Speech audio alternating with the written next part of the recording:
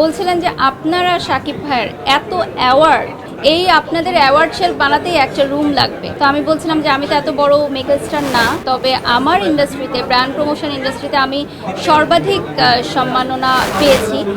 So এটা আমার কাছে অনেক বড় একটা মনে হয় তকদির, আমার ভাগ্য যে আজকে আমাকে এখানে নিয়ে এসেছে মহান সৃষ্টিকর্তা, যে আমি এত মানুষের ভালোবাসা পাবো, সম্মান পাবো, এবং এমন একটা সময় হবে যে আমি অ্যাওয়ার্ড রাখার জায়গা পাবো না। শাকিব ভাইয়ার যে বাজেট এবং ওনার যে ইন্টেরিয়র প্ল্যানিং, আমার মনে হয় বাংলাদেশে কেন বিশ্বের অনেক জায়গায় এত সুন্দর বাড়ি হবে না, আমি এটা বলতে পারি।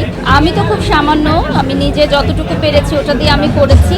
এখন আমি বিশ্বাস করি যে আমাকে যতটুকু দিয়েছে আমি এটার মধ্যে সন্তুষ্ট থাকতে চাই। আর স্ক্রিনের কথা যেটা বললেন, শাকিব ভাইয়ের সাথে আমার প্রমোশনাল কাজ হয়েছে, ইন ফিউচার আসতে পারে ইনশাল্লাহ। আসলে অনেক জায়গায় আমি নিউজ দেখি এরকম, আপনারা হয়তো করেন, যে বাড়ি শখের জন্য অন্য ব্র্যান্ড প্রমোটাররা কাজ করতে পারছে না। আসলে এটা তো আমার হাতে নেই। কোম্পানির মালিকরা যদি আমাকে নিতে চায়, অন্য কাউকে বাদ দিতে চায়, এটা আমার হাতে থাকে না। আর আমি বিশ্বাস করি কোম্পানিতে যেহেতু কোটি কোটি টাকার প্রতিদিন লেনদেন হয়, অ্যাটলিস্ট আমি যেগুলোতে কাজ করছি প্রথম সারির, এখানে আসলে তাকেই ফেস অফ হিসাবে, ব্র্যান্ড অ্যাম্বাসেডার হিসাবে বা কন্ট্রাক্টে নেওয়া হয়, যাকে দিয়ে আসলে কোম্পানিরা কাজ করাতে চায়। এখানে কোনো পলিটিক্স, কোনো রেফারেন্স, মামা চাচা খালু, কোনো কিছুতেই কাজ হয় না।